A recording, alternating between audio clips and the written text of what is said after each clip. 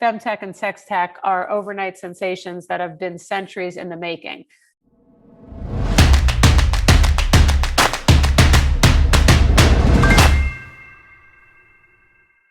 But hopefully in the next 10 or so minutes, I could get you excited about FemTech. So the topic about why investing in FemTech right now is that FemTech is on fire, finally, and literally.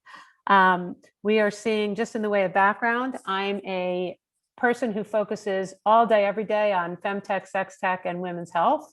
I'm a marketing strategist and business builder. I focus on women's health and sexual wellness. I'm an author of a book in the space called Orgasmic Leadership. I recently launched a podcast with my co-host called Business of the V, which is about the intersection of what's happening in patient care inside the doctor's office, unanswered questions, unmet needs, and key concerns, and the businesses being created to respond to those.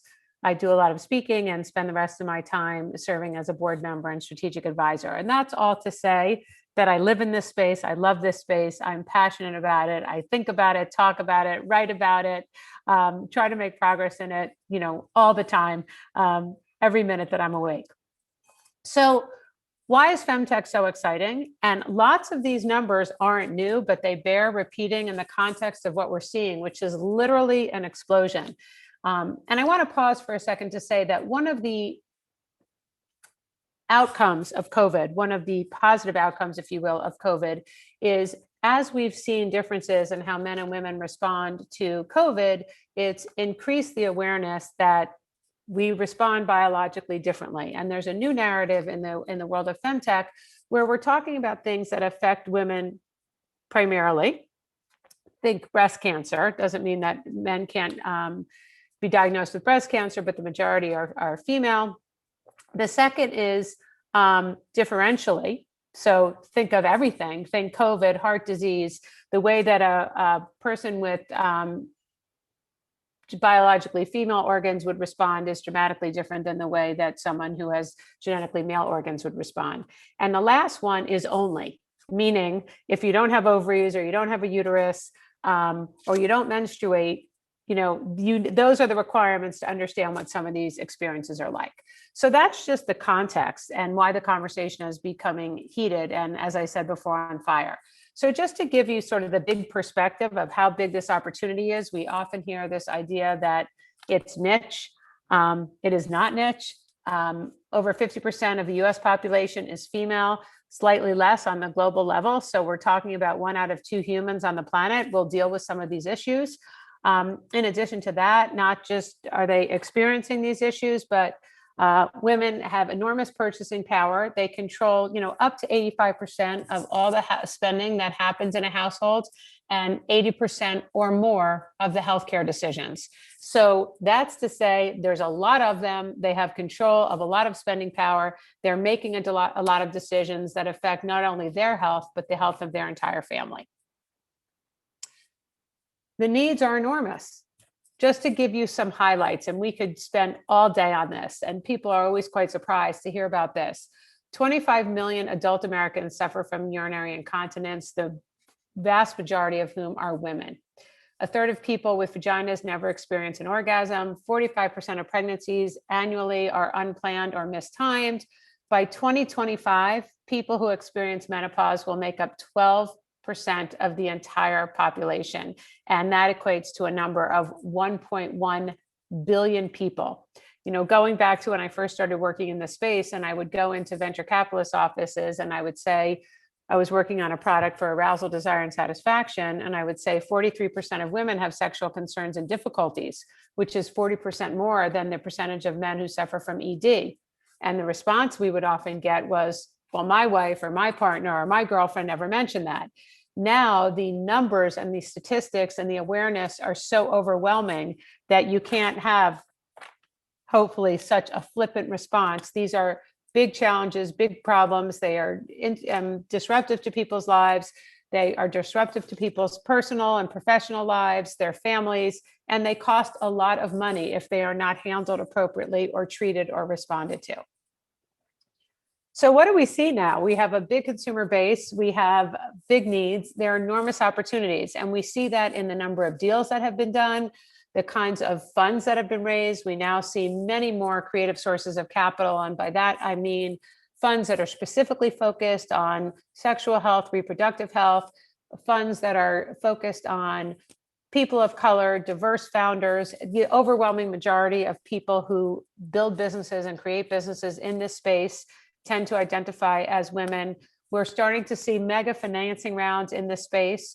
Before we only saw seed, and it was, mostly seed, and it was slow going. Now we're seeing financings, 50 million, 62 million, 105 million, and valuations that are getting us into the unicorn status for a lot of these companies. We didn't see that 10 years ago. Liquidity events, including IPOs, and this continually expanding market size. So just to put some parameters and give some context to these trends that we're seeing, the numbers say it all. The FemTech Focus is a company that has been focused on keeping, being part of the community and keeping a database of all the things that are happening.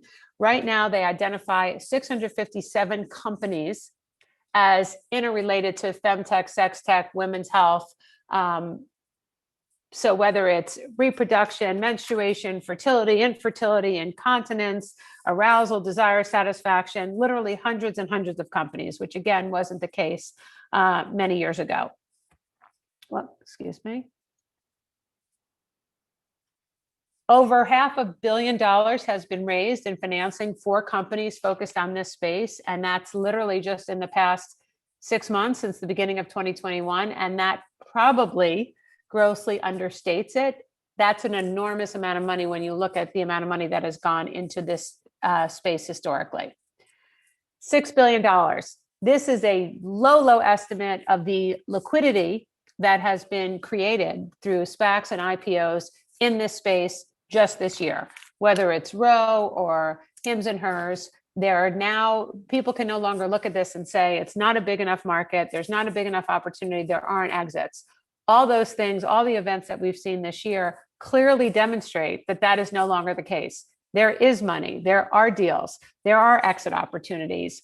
Merck is getting into, Merck, who spun off Organon, they just did a large transaction. Procter is in the space in menopause. Large players who historically weren't in this space are now saying, we're interested, these are big needs, we're putting money and time and energy against these categories. $39 billion. That's a number that describes what the sexual wellness market is expected to reach by around 39 billion. And that's from Report Buyer.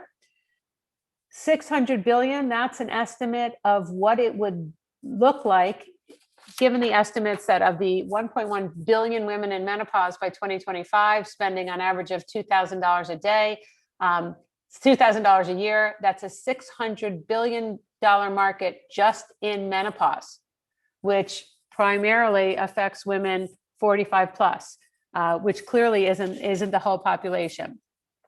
1.2 trillion. That's the latest number that was put out by FemTech Focus to really answer the question whether or not FemTech is a niche. Based on their detailed analysis with PhDs and scientists and healthcare experts, they see the market as reaching $1.2 trillion by 2027. And no less a source than TechCrunch has said by 2030, the market will be $3.04 billion. So if you take away anything from this, it is to say, this is hot. There's no overlooking it. There's no way to say it's a niche. There's no way to say there aren't enough people. There's no way to say there isn't enough money. This has been the result of, as we like to say, FemTech and SexTech are overnight sensations that have been centuries in the making. So the time is now to be in this space. The time is now to invest in this space. The time is now to partner in this space. And from my perspective, and again, as I said, I spend most of my waking hours doing this. The future is FemTech and SexTech, and jump in or be left behind. As we start to be really comfortable with these broader definitions, it's not just reproductive health. It's not just about pregnancy. It's about the many, many things that affect people who identify as women from birth essentially to death, these are enormous opportunities. There are opportunities in wearables that many of you have discussed and that I've seen presented in earlier versions of this conference. And there are huge opportunities to collaborate, as now a greater percentage of the world is really focused on this, understanding how broad it is, and that when you think of FemTech and SexTech, you are not looking at a small linear process where you're dealing with one problem. If we've learned nothing from COVID, and if the biggest learning is you can't look at people, men, women, people who are gender non-binary or non-conforming, you cannot look at a person without looking at how their pieces are connected. You can't look at sexual health without looking at mental health. You can't look at cardiac health without talking about bone health. So I am thrilled to be part of the conference today. Thank you, Anish. I see that I'm getting the hook, but if there's time for any questions, I'd be happy to answer questions. I'm reachable all the time. You can find me anywhere on social media and online, and I'm always up for talking to interested people about this space.